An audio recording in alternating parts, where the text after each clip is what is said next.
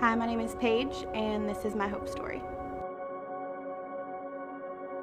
I grew up in a Christian home.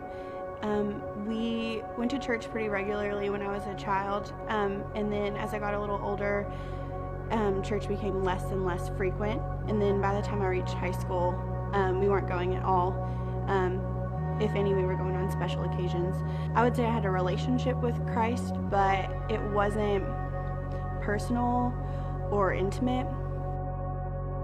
I graduated high school, and my high school English teacher, Andrea, invited me to Hope City Church. And I remember showing up and sitting in the very last row because I was nervous to be there. And I remember as soon as the music started, I felt God. I felt the legitimate, tangible Spirit of God in the room. And I remember thinking this is what God is like. The very next Sunday, I invited who was then my boyfriend, now my husband, Grant, to service. And we fell in love with the people, and we fell in love with God. Through that time, I went through a lot of family issues, and I ended up feeling very depressed and anxious. And luckily, I was blessed with people through the church, a few specific families who carried me through and blessed me more than what I felt like I deserved.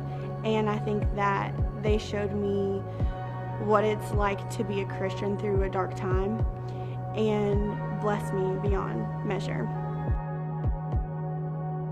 After I decided to give my life to Christ, it hasn't been easy, but I know that God has put me in situations and given me people to get me through what's not easy.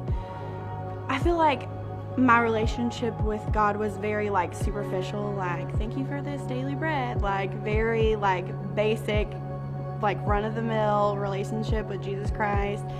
But through the more tough times, I actually got to know what it's like to kind of push God a little bit and have a back and forth and have a knockdown, drag out conversation with God, why would you do this to me, and why would you give me these issues and these trials. But I feel through that, I've developed a much more open relationship with God, where it's not just one way and it's not one-sided, it's real and it's living and growing.